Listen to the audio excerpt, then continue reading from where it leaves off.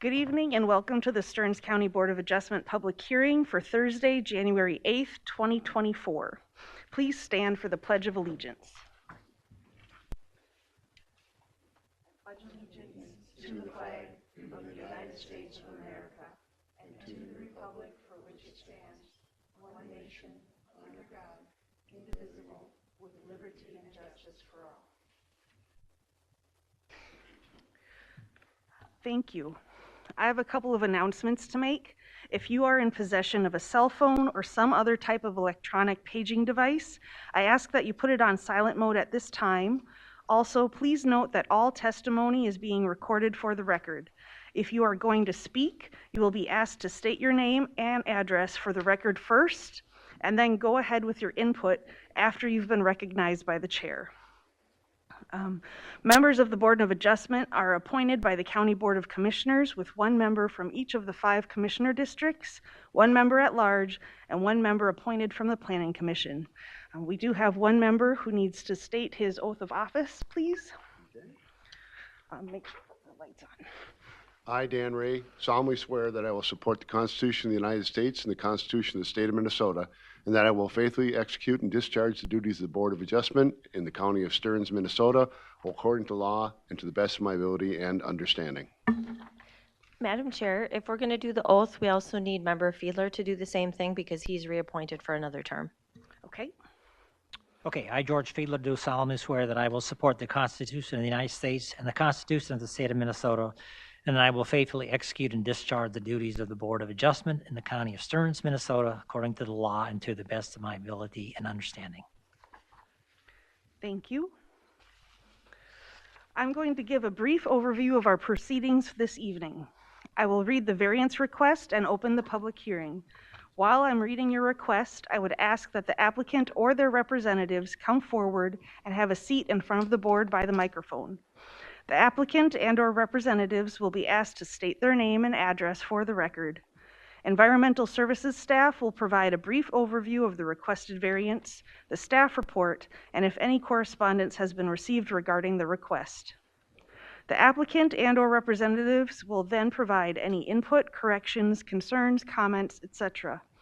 Once the applicant and/or representatives have provided their testimony, the board will discuss the request and ask questions of staff or of the applicant and their representatives. Upon completion of board questions, I will ask if there is anyone in the audience wishing to speak to this request.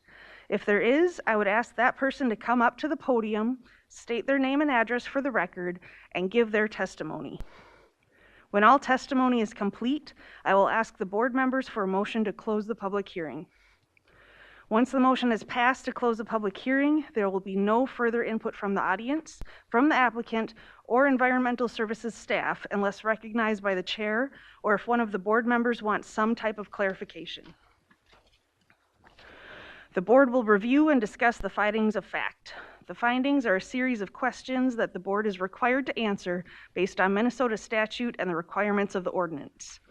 Based upon answers to those questions, the board will either grant or deny the variance request. All questions must be answered in the affirmative by the board. Once the findings are complete, there will be a motion to approve or deny the request based upon those findings. Okay, our first agenda item, number 1, is an after-the-fact request from Paul and Amy Voigt of Cold Spring, Minnesota, from Section 10.2.11b 2a of Stearns County Land Use and Zoning Ordinance Number 439 to leave as constructed a water-oriented accessory structure exceeding 10 feet in height and occupying an area greater than 150 square feet. Said ordinance requires water-oriented accessory structures to not exceed 10 feet in height and occupy an area greater than 150 square feet. Affected property, Lot 2, Block 2, Alexander Point, Section 29, Township 124N, Range 30 West, Collegeville Township. Property address 17488 Alexander Court, Cold Spring, Minnesota. Will the applicant or their representatives please approach?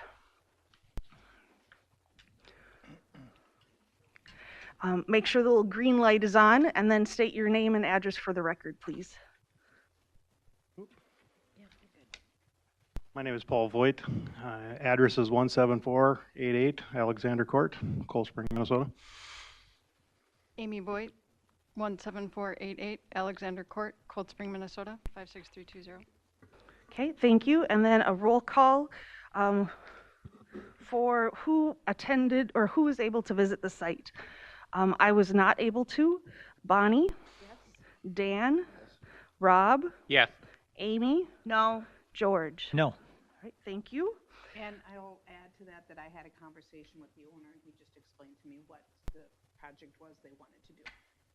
Okay, thank you. Go ahead, staff, your report, please. Good evening, Madam Chair, members of the board. As stated, this is an after-the-fact request to leave as constructed a water-oriented accessory structure that measures 13.5 feet in height and 161.9 square feet in area. That additional square footage and area comes from that extra soffit space on the front eyebrow of the structure. The wood portion is the normal 2-foot soffit, and that additional 10 inches there of metal soffit makes the structure in excess of 150 square feet. Otherwise, the building is 10 by 15. The Voigts own Lot 2, Block 2 of Alexander Point, which was platted in 2011. The Voigts acquired the property in June of 2020.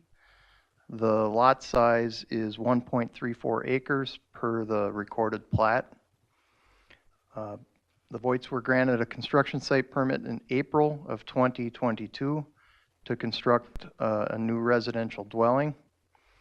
And during the permitting process, we did have discussions about a future water-oriented structure.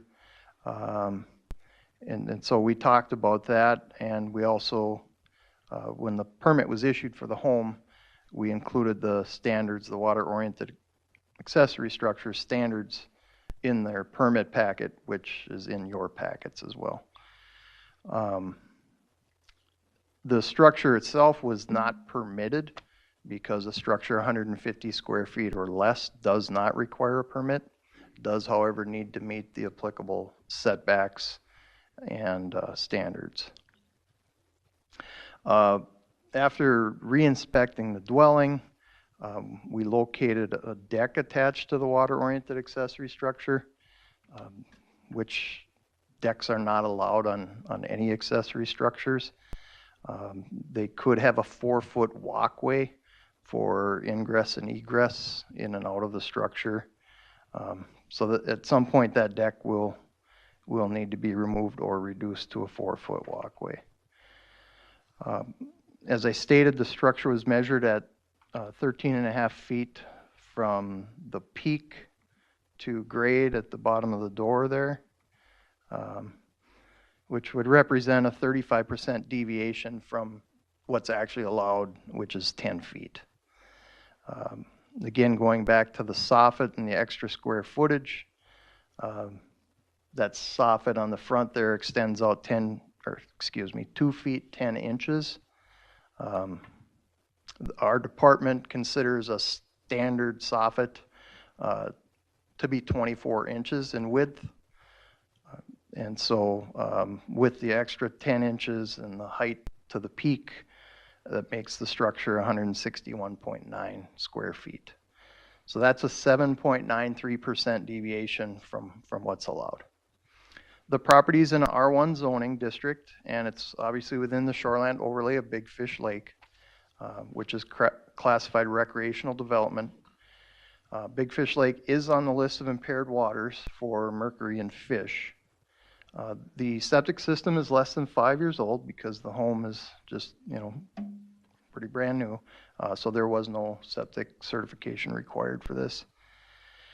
One possible alternative to the request would be to actually move the structure to a location that would be a minimum or at least 100 feet from the ordinary high water level of the lake.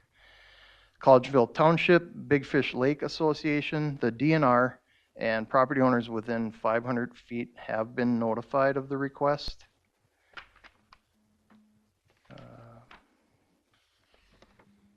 I do have 2 items of correspondence. One is from the DNR, which you, I believe, received in your packets.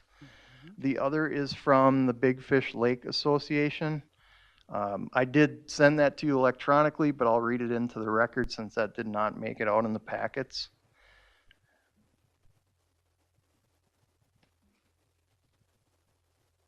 If I get to it here.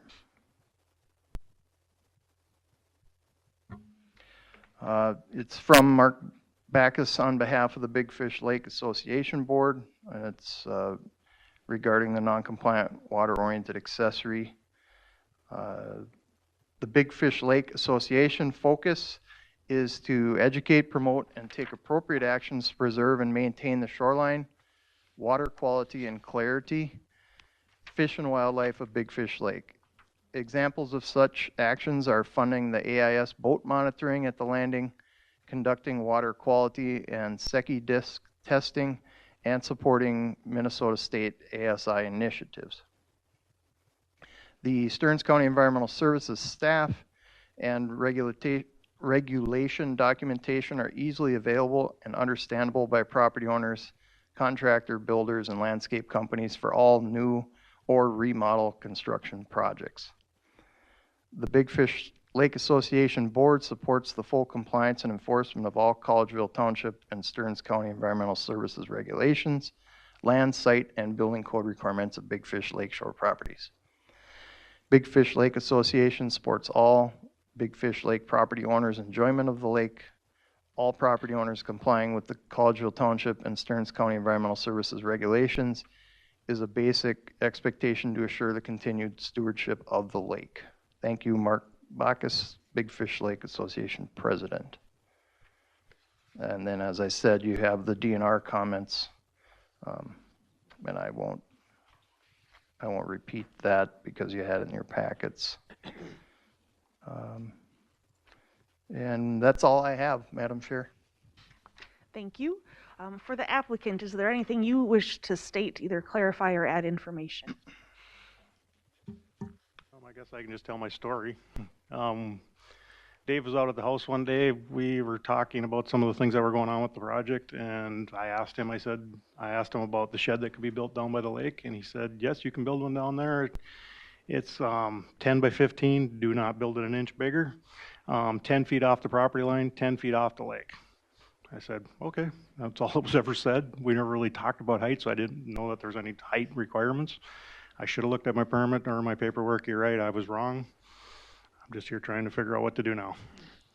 So we had that conversation. I didn't know there was anything to do with height. I just thought it had to be 10 by 15, and that's what I did. So I didn't know any different. So that's my story. Okay, thank you. Are there any questions from board members? I have a question for staff. Is the soffit overhang, and that you consider it part of the total square footage, is that documented anywhere where the owners got that information? Madam Chair, Member Fiedler, that is not in our zoning ordinance. The standard soffit width is nowhere in our zoning ordinance, nor is it in the standards for the water-oriented accessory structures. So that's the height is addressed, the square footage is addressed, setbacks, but soffit width is not included in the standards. Yeah, and the reason I asked that question was you made the statement that the staff considers that part of the square footage, and I'm just clarifying that it's not documented anywhere, so the residents didn't get anything like that or would know that. That's correct. Okay. Any other questions from board members? I have a follow-up, Madam Chair, to staff. When you measure the footprint of any building, is it based on the fascia dimensions? Or do you take just the actual building itself and not the overhangs? Madam Chair, Member Schwagel, so we do, when measuring the square footage, it's length times width. Now again, we consider a standard soffit as 2 feet. We have property owners that build lean-tos off of pole sheds or what have you. Those are added into the square footage, which this isn't a lean-to, of course, but anything that is in excess of 2 feet in width for a soffit, the department considers that additional square footage. Okay, thank you. I remember a variance a couple years ago where it was an octagon-shaped shed and the sides were diagonally out. And so even though the footprint was this square footage, the actual impervious footprint was the full width, even though the walls went like this. So it's tricksy. So my thought process is I would recommend to the staff, if you're going to believe that, you should document it somewhere so the people know how to build it. Madam Chair, Member Fiedler, we've had discussions internally about making a revision to the zoning ordinance to address that. So it is covered, in black and white per se, just so people, and quite honestly, when you're on properties and having discussions with property owners, it doesn't come up. Most construction, standard construction practices, you won't see more than a 2-foot wide soffit. But this is just, in my opinion, it's an additional aesthetic piece on the front of the structure. I would disagree with that slightly. If you go back to the 70s, which maybe you weren't born then, a lot of the homes that were built had 3-foot soffits. That was standard. So again, if you're going to have a standard, I think it ought to be documented so people can understand what it is. Yeah. Well, I mean, if you Google it, there is no standard width. Well, then county's making it up. That's even more. Madam Chair, Member Fiedler, Angie Berg, Environmental Services. So 2 feet is in our ordinance Okay. as it applies to encroaching on property lines or a septic system or other things. So we don't make it up. Did Voigts have any way of knowing that? No, I'm not going to disagree with that. But yes, for 25 years, the size of the building is the size of the footprint of the structure with a 2-foot overhang, as documented as an encroachment. Okay. So it's already on my list. I already have drafted language. It's going to make it into the next set of standards for amendments, obviously, because we don't want other people to get stuck in this. Right. And second thing I would say, and it had nothing to do with the Board of Adjustment, but any structure in shoreline used to require a permit. And so unfortunately for the Voigts in this situation, they didn't need a permit, or if they would have got one, we would have reviewed the building plans. The county commissioners changed that, I don't know, maybe 7-8 years ago. And so now small structures that are 150 square feet or less do not require a permit. And then, so that, it's great when people don't need permits, right? But it's also confusing because then we could have caught that. So that's all I have to say about that. I'm satisfied. Thank you. Thank you. Any other questions from board members to either the applicant or staff?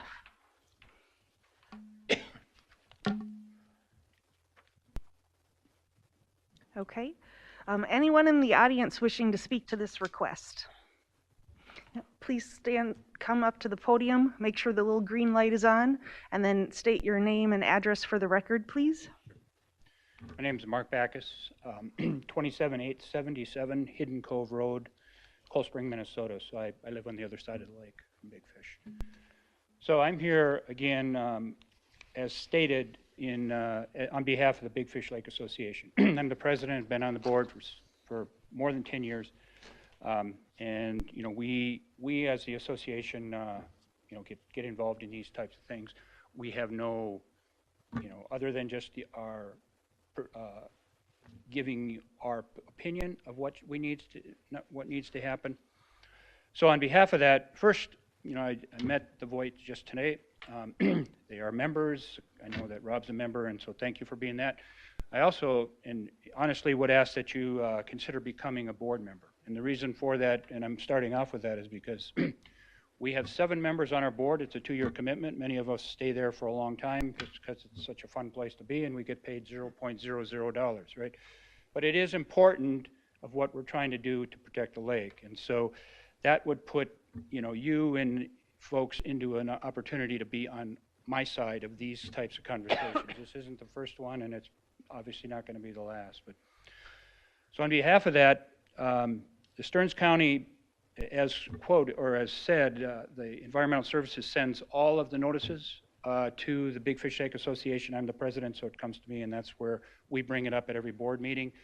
About 95% of the notices are proactive, where people are asking permission, asking ahead of time what's going on. And then 5% are what we're at here tonight, which is, an after-the-fact, non-compliant variance. So the Big Fish Lake Association is very active and inclusive. We have 250 members, property owners, friends, families. Of the 200 properties on the lake, we have 85% as active members. An active member means they pay our annual due. Most Minnesota Lake Associations run at about 40%. As I have in the written response, and it's already been talked about, our focus is on the quality of the lake, on lake shore, and making sure that we're supporting the DNR, we're supporting you folks in all of your county and township requirements of the actual rules. And so with that, again, on behalf of the board, went through the 39 pages of information in detail that was part of that, and I'm just going to kind of highlight a couple things here. Now, this is going to sound kind of adversarial, but I think it's more important than the simple, well, it's 3 feet too high, because we have, and I get involved in many phone calls from Lake Association members who will call me and say, Mark, I got too many weeds growing by my dock. I'm going to tear some out. What do you think? I said, it doesn't matter what I think. Everything has rules, everything has regulations. Stearns County Environmental Association does a very good job of what they do. So the first was, Paul and Amy, you have this document that's dated 4/22, and it's page 22 of the 39 documents, but it's your contractor permit. So you folks you were your own contractor on this, and the last paragraph says, I acknowledge that as a contractor on the project, I am solely and personally responsible for any violations of state building code and/or city ordinance in connection with the work performed on this property. I would assume then that this also covers county and township when this type of a document is signed. I'm not sure if you're able to confirm that or not. I'm sorry, Madam Chair.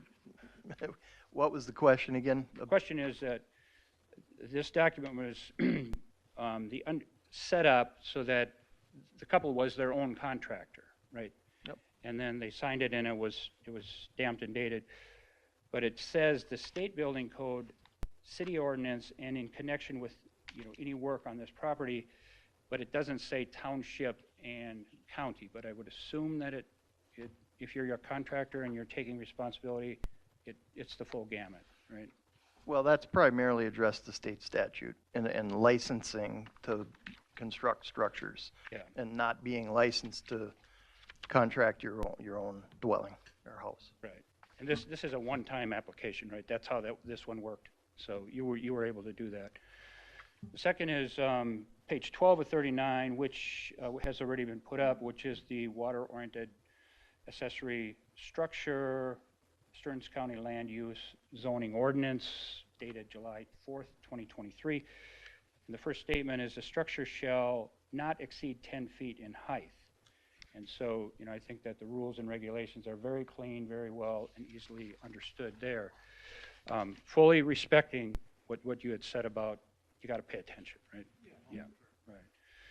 The next is page 2 of 39, and this had already been put up too, where it talks about that during the background process, it says during permitting process, there was discussions with the applicants regarding their intent to construct a WOAS, and the WOAS standards were provided to the applicant. So I'm not trying to belabor the point, but it's, you know, it's very clear that on a big new construction process, with what the requirements are, there are requirements.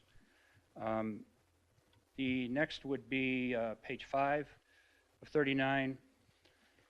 And this is where I'm trying to, not that I have to understand, but this is on the application itself. The first question is state exactly what is intended to be done with the property and why it doesn't conform to current ordinances. Have alternatives been pursued? And it says the shed was built 10 by 15 by 13, contractor told to build by 10 by 15, and similar to the house, and blend a landscape. After built, Dave Nett brought to our attention the height. So I think you'd talk to that, right? It seems a little late, right? Yeah. I mean, I told the contractor, he said, I told him, same thing Dave told me, 10 by 15, not an inch over, and I told him the rules. What about the roof? I said, make it mimic the house. I want it to kind of somewhat look like the house. That's all I told him. That's what he built. So, Dave came out at the end yeah, for the water, please, yeah. and that's what he noticed. So I didn't even notice that he pointed it out. Oh, But, sorry. Mr. Voigt, you are the contractor. Correct, yep. You can't blame someone I'm else. saying I'm wrong. You can't I blame know. the contractor because that's you. Well, who's Good the, point. I guess, who's the builder? Because, you know, he also built your home, right? He did. Yeah, so this was a very seasoned builder, Yes. because you have an extremely nice structure there. Thank So, you know, that's where, in past discussions, again, as the president of the board, I get into these scenarios where, well, we have the landscaper do this, but the landscaper came in and took all the trees down. Well, kind of, okay, but who's responsible there, right? Mhm. So, as implied, if the builder's at fault, then there's the option to have the builder pay for the compliance, right? So, again, this is a new build. Stearns County Environmental Department team shared all information on the WOAS building specifications prior to the build, you know, was responsive during the build and needed to point out the non-compliant after the build. So I'll get off that horse. You know, that puts us at, as I just stated, you know, it puts us as a place we are right now here today at this meeting, right? And it may sound a bit forward, but it's almost like it was anticipated at a certain time this meeting was going to be needed as this structure went up because it was non-compliant as it was being built. So, you know, that brings us to an awkward moment, right? Sure. There's good guys. Are there good guys or are there bad guys? Can we and should we take sides over, are we overreacting to maybe what can be perceived as a simple challenge to a 3 feet 2 foot or 3.5 foot too tall deviance? And along with all the discussion, I truly agree with what you're saying, George. If 2 feet's normal, it better be in somebody's writing, because how do you know as a homeowner that you're, you know, so thank you for bringing that up. I'm just going to bring, you know, part of the packet as we were going through it. There's page 7 of 39, and it says, in your opinion, is there room on the property to meet the ordinance requirements without the need for a variance? And just to note that there's no response to that particular question, when in fact, you know, page 10 of 39 is the, I think it was showing up there too, is the survey, and then page 9 of 39 is the lot coverage calculation worksheet, which shows that even with the 150-foot shed that was included in it, you know, the total 25% would be about 14,650 square feet. Currently, it's 13,000, so there's over 1,400 square feet. So what is a win-win here? It might not sound like a win-win, but there is the option to move the shed back onto the property in a area that's very compliant, you know, understanding what that means. And it's also, you know, it can be an additional storage building, but you'd still have your cement foundation to build a compliant WOAS on the area that you'd like. a win from the DNR, Stearns County Environmental Services, and you folks, is to have that alternative action that allows the requirements to be met and really set, an additional precedent, if that's the right word, of the advantage of proactive variance approvals versus after the fact requests. And for the Big Fish Lake property owners, all of us included here, is seeing and respecting the stewardship of the shoreline and the lake. As just to note, there are several properties on Big Fish Lake on the Alexander Point that have put up WOAS facilities, and they're completely compliant. So obviously we know that can happen. So the reason for the continued interest of new homes and owners on Big Fish Lake is due to the quality of the lake. In the future, there will be more non-compliant variance requests from new and current property owners, which will continue to challenge the fairness of those that follow all the rules and get the variances ahead of time, and also the quality of the lake. We, property owners on Big Fish Lake, invest in the shoreline to provide a home because of the lake, and we need to agree on the stewardship of that lake. So it's been read once.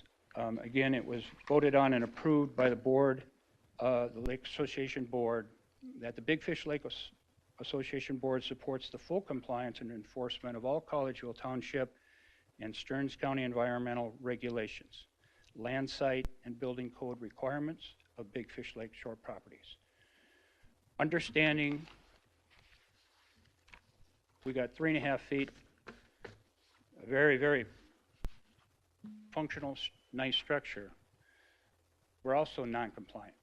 And so it's not only just let's send a message, it's just that, the rules, the regulations were very well stated out there, experienced builder, and this just in many respects didn't happen. So with all due respect, thank you very much for your time. Thank you. Is there anyone else in the audience wishing to speak to this request? Anyone else in the audience wishing to speak to this request? Hearing none, I'm open for a movement to close the public hearing. I have a question for the owners. Go ahead. So after hearing all this, what is your opinion? Would you move the structure? Or would you go back to your builder and have them redo that structure so it complies? Yeah, I would tear it down. You would? What's the point of having a boat shed if it's going to be up by the house? It's to put all the stuff from the lake in it, and it defeats the whole purpose of it. Yeah, I mean, for me, after hearing all this, I would go back and talk to the builder that built it, why they built it too high. Right. And if they can modify it, what does that mean for the staff now if he wants to modify this thing to be in compliance? How does that work? Well, Madam Chair, Member Fiedler, clearly the roof pitch would have to be brought down and the additional soffit would have to be removed, along with the deck reduced or removed. Is that something you want to do? No, I don't want to do that. That's why I'm here. So I'm trying to resolve it. No, I'm saying if Yep. that's your only alternative, as opposed to you're going to tear it down. That's what you're telling us. Mm-hmm. Well, I'm going to tear the roof off. Yep. I'm going to fix the structure to make it meet the requirements. Okay, so, I think so I'll bring it down 3 feet. Okay, so you're just going to do it yourself. Somebody, yeah. Probably not the same contractor. Okay. We had planned on removing the deck anyway. It was never supposed to be permanent. And slightly in our defense, we on average put in probably 65 hours a week with our business. We've trusted our builder. Through COVID. So it is what it is. We'll do what we have to do to figure it out and make it right. One other thing I want to add is the structure sat there for a year and a half, framed up. I couldn't get nobody to come inside it, couldn't get nobody to come and finish the stone on it, wire it, nothing because of COVID. So it sat there. I could have easily fixed it if it had been caught at that time, but I didn't know I was doing anything wrong. I didn't read the paperwork because I talked to Dave one day and he said 10 by 15. It never came to my head that it was too tall. And it only came to our attention at the very end. Dave was out there looking at some other stuff and he walked over to the shed and he goes, I think that's too high. And that's what started all this. And he said, this is the only way we could resolve it was to come here and try for this, and it can either happen or not happen. So that's why we're here. That's our story. And also the lot next door to me is my sister's lot. So anything with the view of it being too high, the lot is vacant. It's almost 2 acres and she has no intentions on building out there. She bought it as an investment property, so. So someone's gonna build on it. Someday, after she's gone. And in the ordinance, it talks not only about the adjacent landowner's view of the lake, but the people using the lake view of the land. Hmm. And 13.5 feet up, you're But look at the angle of the quite a hill. bit Yeah, of the slope. but it's a big slope. You look at it from the other side, the building looks like it's this tall. You look at it from the lake side, yeah, it looks like it's a skyscraper. I just wanted to say some thoughts that I have on all of the conversation. You know, when we talked about sending a message, well, my thought always is that we don't use an application or a permit for an individual landowner to send a message. What we need to do to send a message is to look at our ordinances, and we use our ordinances to send a message, not on the burden of one landowner.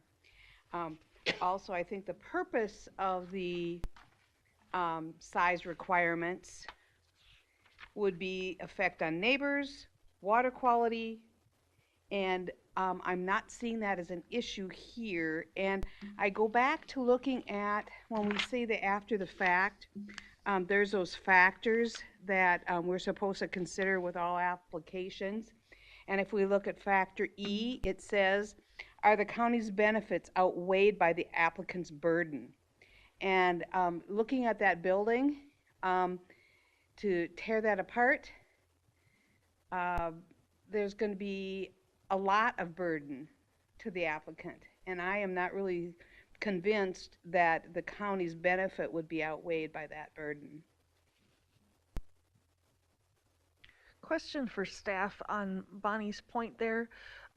So there's the deck plus the structure.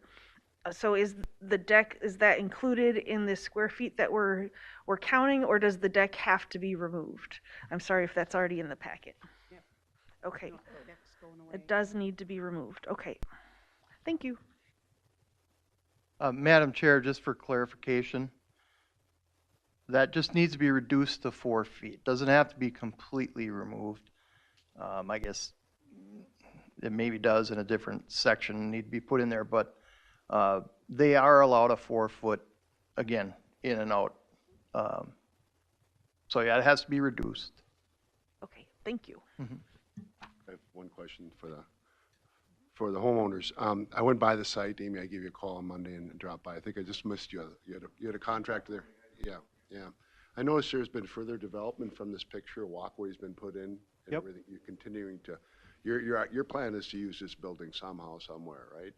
Yeah, I'd like to go down there, sit in the morning and have coffee and look at the lake. I got you. That's kind of the plan. So looking at the pitch on the roof, if would a 412 pitch out there get the same roof design on that? Would that be something that you would think be palatable? It would, but you're tearing it all off at that point then anyway. No. You know what I mean? I look at it, and you're right, it's on an incline as you Yep. go in, where you take the 10 foot from, Yep. you have to start from somewhere. Yep, It's yep. top of foundation when you're in construction, so in that case. Sure. But, it's a beautiful little structure. Yeah, And, I was just trying to make it not look so store-bought, just Yeah. wanted to make it look kind of like the house. That's all we were getting at. I didn't know I was breaking any rules. I really didn't.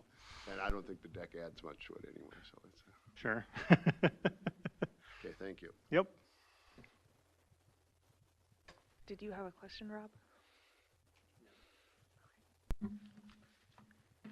Just for clarification, you guys are removing that deck part, right? That whole structure part will be Yes, gone. yes. We will take 4 feet of that off and reduce it down to 4 feet. I told Dave I was just waiting until the weather, it's middle of winter. But that is literally just sitting there next to the building. It's a dock section. No, it's a dock section. It's a piece of dock you can buy from Shorelander. So if you remove that, like, what would you replace it with? I'll cut that down and make it just 4 feet wide. You will, okay. Yes. The reason that I made it that is so I could put a table and chairs there so you could sit there, because you can't put a table and chair on 4 feet. Unless you have one friend. So that was the reason for it. But that I can easily fix by tearing the whole roof off, and I spent a lot of money building the shed, and I just was hoping we could resolve this.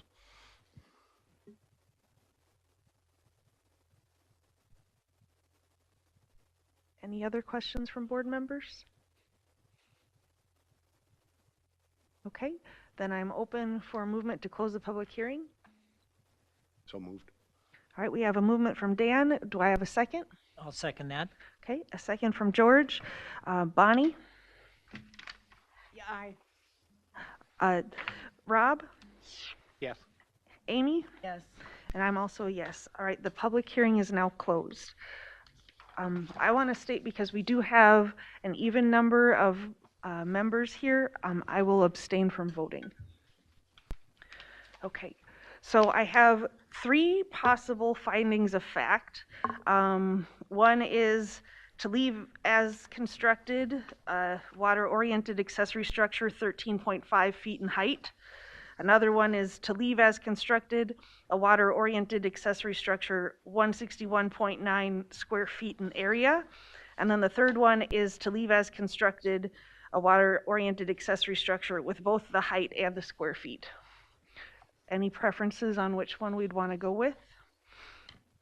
Well, my thought would be that, I believe we probably can do more than one findings if we have a negative vote. Would I be clear on that? If we voted on one that included everything, or if we discussed one and then voted, and if for some chance that didn't pass, to move on to a different finding with just portions of it? Is that possible? Madam Chair, Member Mossman, I think so. It's just, I mean, this is going to take time, no matter how. If you're thinking that you probably should just do them separate, to be quite honest with you, because you're going to end up talking. Otherwise, you're going to have to talk about them separate for each question. You're going to say, "What's my answer related to height? What's my, that's my thought." But if that's really up to the chair, because you're going to, Madam Chair, you're going to be the one that needs to manage that part of it. Makes So sense. My understanding is it's just one structure, though, and if he has to tear something off, is he going to tear off the height or the square feet? Isn't it all just in the roof anyway, both of them? So to me, if he has to do something to the roof, he has to do something to the roof. But again, I'm not voting, so I guess, is anybody against having it all together as a vote and would prefer it something else? No, I think what you just described is the roof and the height, that constitutes the whole issue. The square footage, overage, and the height.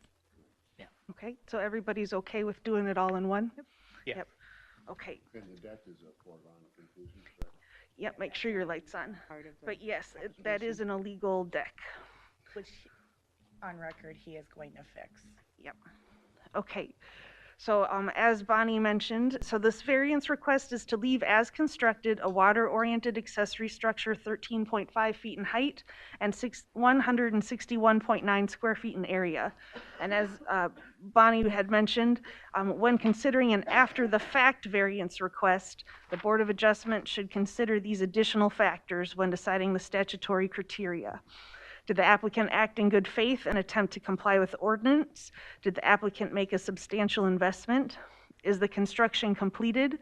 Are there similar structures in the area? And are the county's benefits outweighed by the applicant's burden if the applicant were required to comply with the ordinance? Okay. Number 1, is the proposed use and zoning district in which the subject property is located? Is the proposed use allowed in the zoning district in which the subject property is located? Yes or no?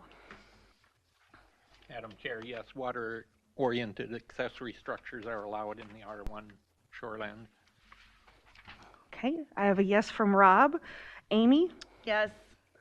George? Yes. Dan? Yes.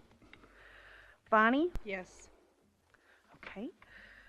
Number 2, is the variance in harmony with the general purposes and intent of the official controls?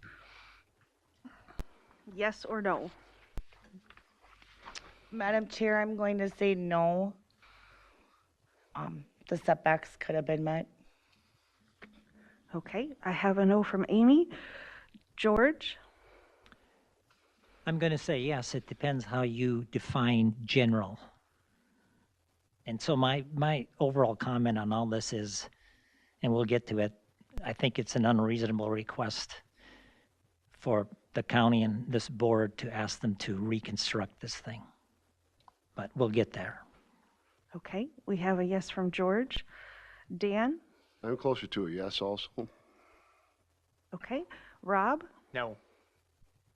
And Bonnie? Yes. Okay, so we have 2 no's and 3 yeses, so the number 2 is a yes. Number 3, is the variance request consistent with the comprehensive plan, yes or no?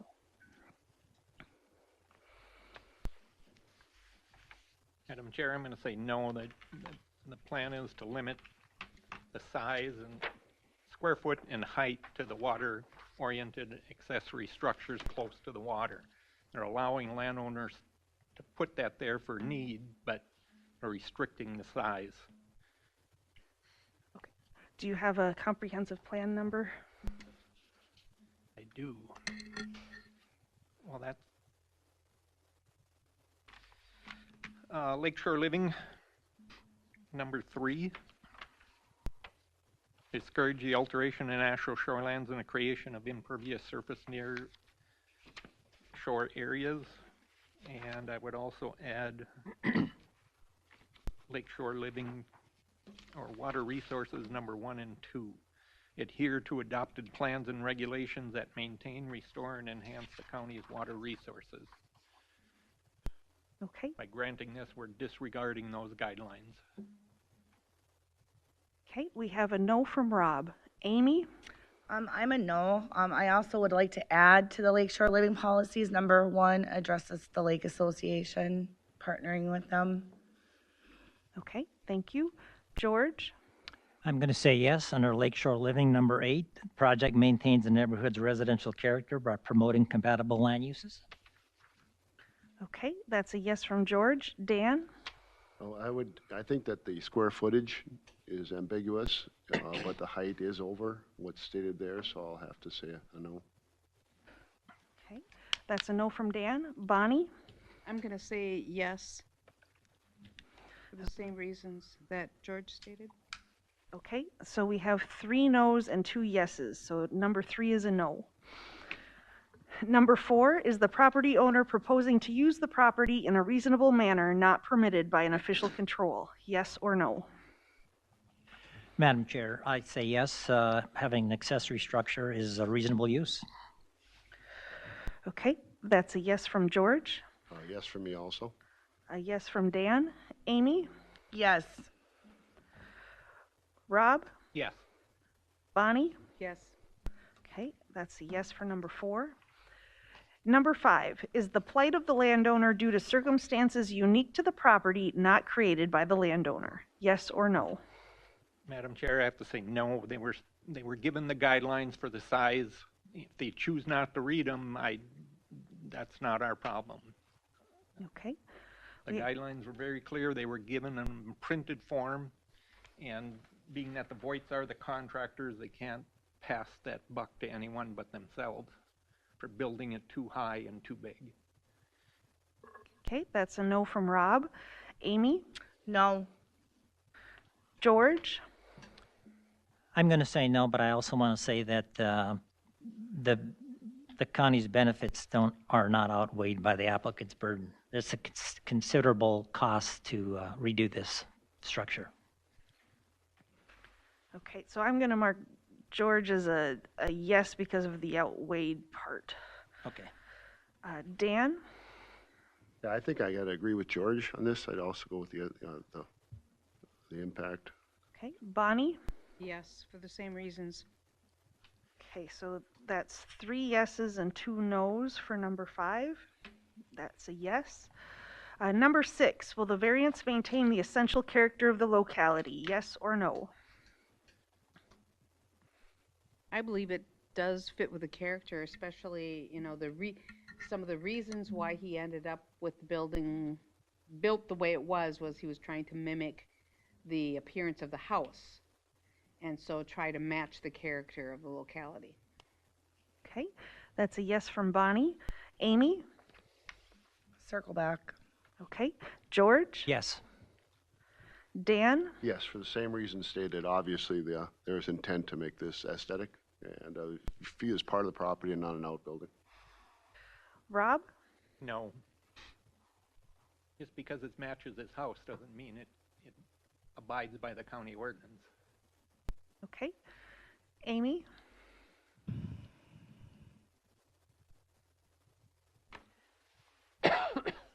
I'm going to say no.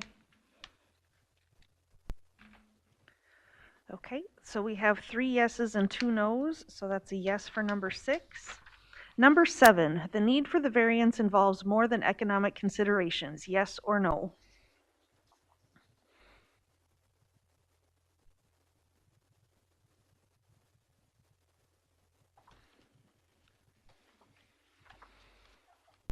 I think I'll say no. It's economic, right? But I'm.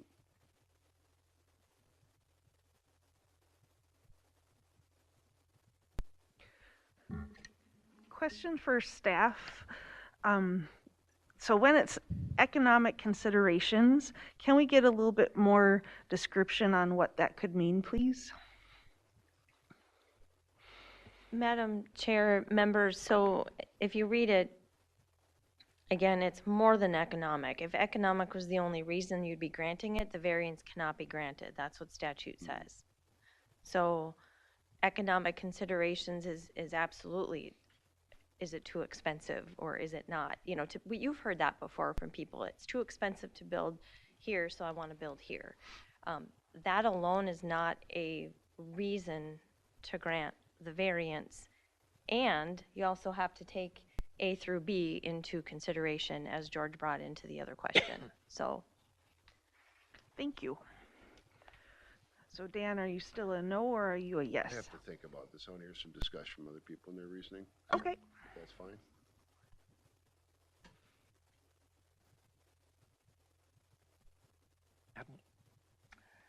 Madam Chair, you know, I'm going to say yes to this. He did sign the building permit where it does say, I acknowledge that as a contractor on this project, I am solely and personally responsible for any violations. Okay. That's a yes from Amy. Rob, did you have a comment? So I just want to clarify your statement, Amy. If you're saying yes, there's other reasons for, or are you saying no, it's solely the financial? Well, yes, for other reasons. I mean, he Okay. signed this knowing that. Well, You know, I guess I'm looking at it like you signed this document knowing that it could potentially cost you money to remove this because you did this. yeah, but then wouldn't that be, Is that a I yes guess or that a would no? be a yes. but that would be a no then? Be a no, right? Staff? I'm not going to make Amy say something different. Yeah. To No, me, but- it seems like a no, but I think the other way you could look at that question is, what else? What's your other reason to let the structure stay as is? Take cost out. Were there any other reasons? If there were, then you have to state that on the record. Okay, so if there's more, if there's rock outcroppings or something like that, there would be more than the economic considerations. Well, I think the other thing to consider is, Make it to not meet a setback or something in a generic way. But in this case, economics are the only reason.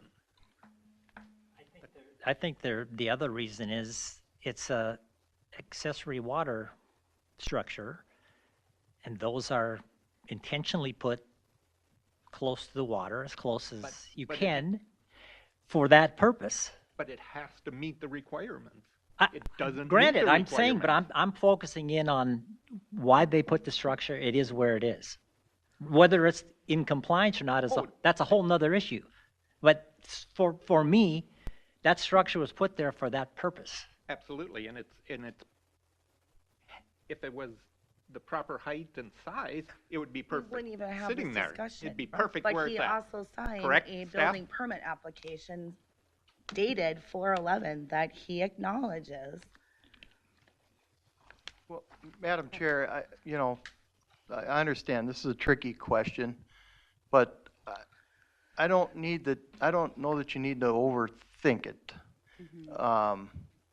The actual footprint of the structure meets it, but the additional decorative soffit puts it over the square footage. So the aesthetics, and then trying to mimic the home roof pitch puts it in excess of what's allowed. So trying to gain that aesthetic appeal of the structure is what's making it non-compliant. And for me, that's more than economic considerations. That's a whole nother area.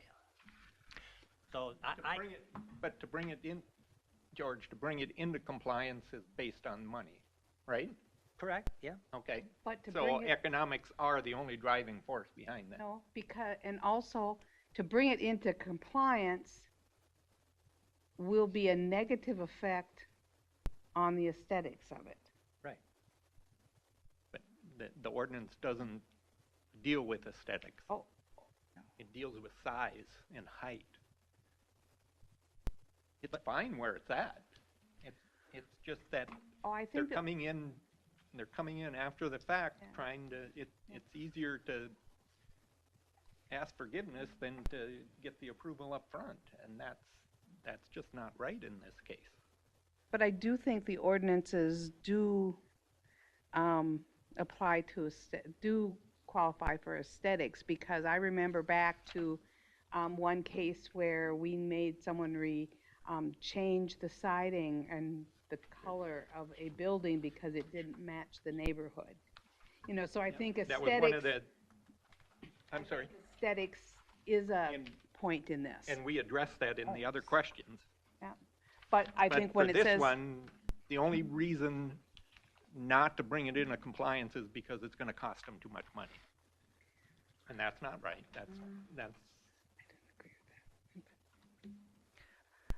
I suggest we vote how we think we want to vote. well, do we have all the yeses and nos for that last question? We don't have the answers yet. I do want to bring up, though, too, what we can consider. You know, if we're wondering, was it economic considerations? Did they act in good faith? Did they make a substantial investment? Is the construction completed? Are there similar structures in the area? And are the county's benefits outweighed by the burden? okay, there's no other structures in the area that size, that close to the water. It was not done in good faith because they were given the restrictions, they were given the guidelines, and they chose not to abide by them. And aesthetically, they wanted it to look like their house. You know, I'm thinking you could have put a really cool, like, sunroof or something in there, you know? And I don't know if I'd want it twinning my house. That's just me. Okay, so So, Amy, are you still a yes? I can circle back. if economics to staff, if economics are the only sticking point, is that a no? That's a no. Madam Yes. Chair, so you I'm all have to agree on that, though. And I think that, George, I think that Member Feeler is right. I think you need to call the question, because you may think that, I can't sit here, and Dave can't sit here and say you have to deny the variance because economics is the only factor, because someone else might think that there's more than economics. But also, we don't have to agree. We do each have our own Correct. individual vote. Right. But aesthetics are addressed in the previous question, But I not think, this one. This one is I strictly, don't think we can pull aesthetics out of individual questions. I don't think we can pull economics out of individual questions. I think they all relate to each other, and they all relate to those first 5 areas that we need to consider on after the facts. So I think they all are interrelated. Madam Chair, each member has a vote, and you have your reasons for your vote. And hopefully that's supported, by ordinance and comp plan goals and policies and standards. But ultimately, each have your own vote, and then the majority rules on that question. Okay, so I'll start from scratch for question number 7. The need for the variance involves more than economic considerations. Yes or no? Madam Chair. Go ahead, Bonnie. I'll vote yes. I think there's more than economics. Okay, Bonnie says yes. Rob? No. Money's the driving force. Okay. Rob says no. Dan? I'm going to go with yes. There's some ambiguity, especially in the square footage and the soffit situation over there. So there's some confusion at that point. I do, after the fact, it's always tougher because then you have to decide what the intent was. I don't think I'm here to decide what the intent and impugn anybody's character. So. Thank you. George? Yes, similar rationale to what Bonnie stated. And Amy? No. I guess I'm still hung up on he signed this building permit applicant. He is assuming all responsibility. So to me, that's no. Okay, thank you. So I have 3 yeses and 2 nos. So number 7 is a yes. So looking at the answers, it looks like all are yes except for number 3 is a no. So I'm looking for a movement to deny the variance. Before we vote, I'd like to ask staff a question. Because this is an after the fact and we need to consider those factors that are on the top, does the guide as far as them all having to be positive still apply on an after the fact? All right, thank you.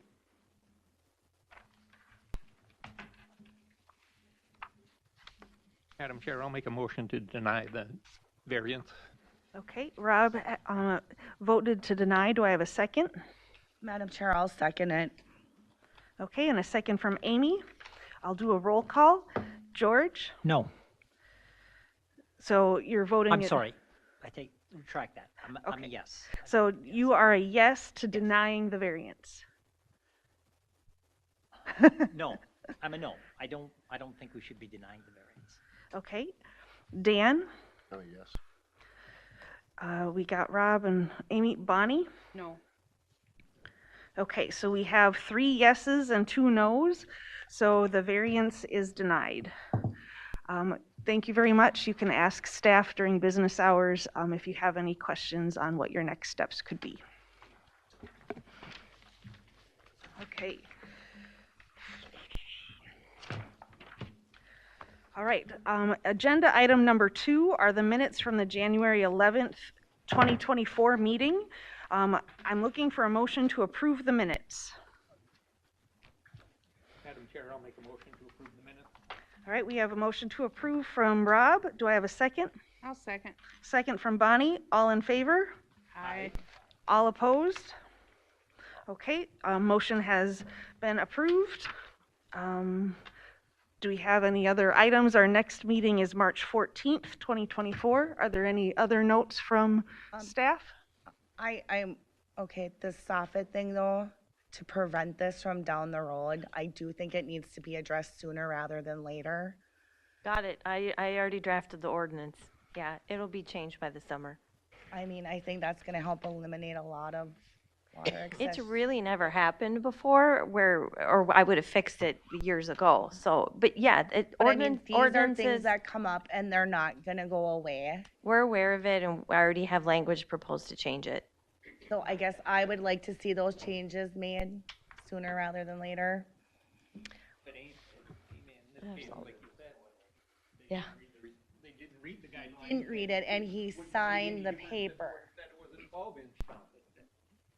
But had that language I realize he didn't read it, but had the language maybe have been in there, maybe staff would have had brought it to the attention. Or Okay. maybe, I don't know.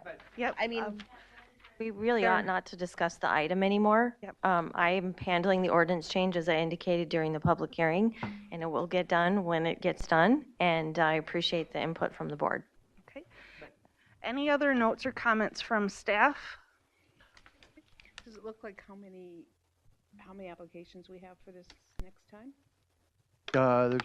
There's one currently, but the deadline's Monday, 4:30. Okay.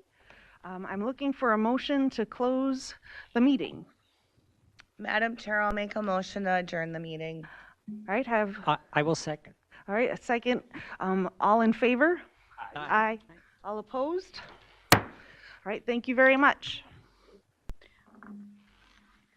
And just a question about